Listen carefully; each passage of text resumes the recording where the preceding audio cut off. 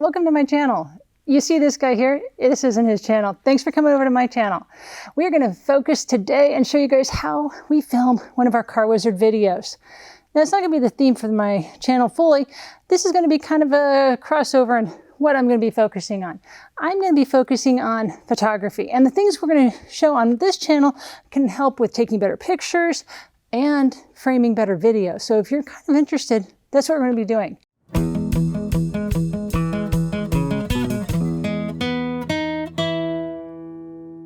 So Wizard, when we start filming a video for a day, what do we normally do? Well, first we got to find the content and the topic. What are we going to film? And sometimes we walk around the shop. It's like, what's going on? What's scheduled today? What's going to be useful or informative to you guys? And then go from there and figure out how we film that. Yeah, and then I kind of make a story to go with that. So as he's filming, there's a lot of things that we do. There's the setting up of our cameras, and we'll show you those in just a second. But we also have to think about, what all is he saying? And there's times where I kind of interject and I'll maybe ask a question, or actually ask him some of the side things we do is like, I'll do like a 1 second, hey, don't forget to talk about this. And it's a good reminder, because I know there's lots of times you guys have questions and I try and get them answered as we shoot our videos. But the first thing we do after we get done with figuring out what we're going to do, let me show you some of the technology we have. So one of the pieces of technology we have is a really simple Panasonic camera. And this guy comes and lives on a tripod. So he's always just stationary here. And you can see he also gets our microphone, which is a Rode wireless microphone. And you'll see that today I'm wearing our lav mic. But you can see right there, it's a simple little setup. And this is where we just record everything from a static view. The other camera is a DJI Pocket 2.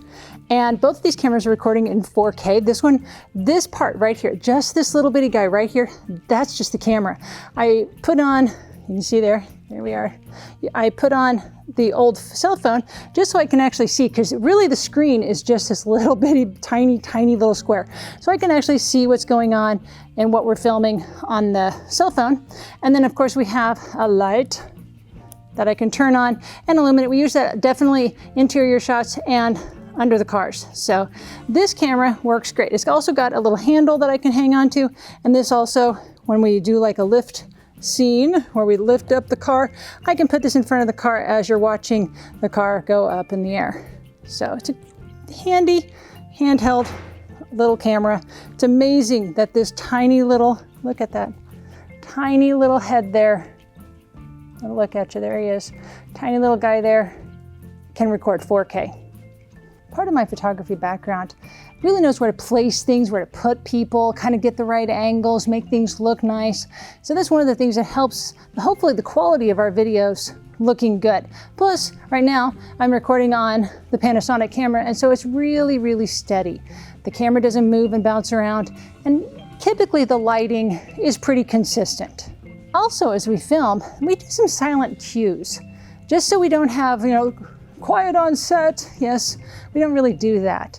One thing we do is, if we're ready to film, I'll make sure I push the record button. I just do a head bob. Just a quick, just a little one bob. Anytime we're filming, we reposition, head bob. So he knows it's ready to go. It doesn't show up on camera, but for him, he knows that I'm ready, the camera is ready, we're ready to get going. Another thing is, he can sit there and drone a little bit. Kind of like how that guy used to be before he got the new cats put on and the new exhaust. And he can sit there, and sometimes I'm like, oh, come on. And so I'll just kind of do a head wobble. And so he can see me behind the camera going, okay, come on, get to the next part. Okay, just kind of push him on just a little bit, because this is shocking. We don't have a script. There is no script for the Car Wizard videos. There's no script really for this video. The one I mentioned a second ago is the 1 second. It's like, oh, don't forget to talk about something. And when I do the 1 second, when he gets done talking, whatever he's saying, he'll stop and kind of do like a freeze tag. And so when I can tell him something, and then he can keep talking on it, so then I can do a cut and make it to where it doesn't, like, he teleports across the screen. So we try and make it fluid as we can. But those are some of the silent cues we have, some of the unhidden things that we do behind the scenes. Another thing we do to kind of keep the flow going is there's times where I need to reposition. I can't see what's going on, especially when we're under a car. Like we're shooting something by the tire and I'm by the front of the car and I need to move to the middle of the car so I can show the back side of the wheel. When I reposition, I'll continue with what he just was starting to say. So if he's saying, if you look here, the ball joint, I'll say, and look here, the ball joint, and he'll be able to pick that up. And then if you think about it, have you ever forgot something and somebody, you're like, oh, where was I in a conversation, and the person starts telling you what you were saying, and you're like, oh yeah. That's what that does. It kind of helps him to know, oh yeah, this is where we were. And again, it keeps that content, because that's the important thing. We're telling a story with all of our videos. And that's what I want to try and make sure we don't have something that just kind of breaks apart. So that's basically what we do. We keep the camera, and well, at least we keep the tripod in the office, which you see when Wizard gives Hoovie his bill in Hoovie videos. I usually also keep the Pocket 2 there as well, because not everything needs to go home. I usually take the Panasonic camera, and I usually just take the microphones as well, because they're small enough they just fit into a bag, and they get headed home where I do my editing. Because as much fun as it is to be here, it needs to be really quiet when I'm editing. And so hearing some of these things running in the background is not easy. So I don't do my editing at the shop. That gets done at home. So let's push pause for now, and I'll go home and we'll continue. This is where the magic is. This is the office.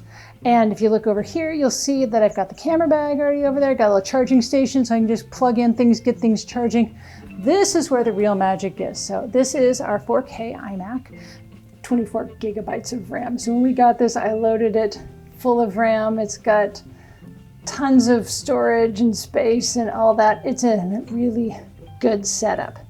I have the secondary monitor onto the side, which just kind of holds things. So basically, you can see I've make folders and we record. I keep archive of our videos so we have them. I know I can download them from YouTube, but that's just an annoying step I don't always want to do.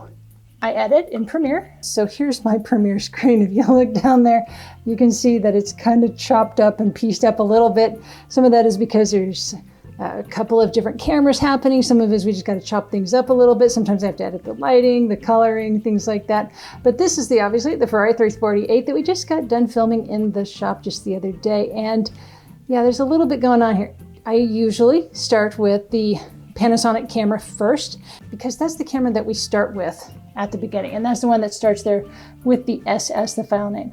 As it goes on, it moves down, and you can see that we end up with DJI, and to make that added, because the audio is being recorded on the Panasonic, I have to marry the two audio clips together, and I can then delete the DJI audio and replace it with the audio that was captured on the Panasonic camera, which is getting captured with the Rode wireless mic.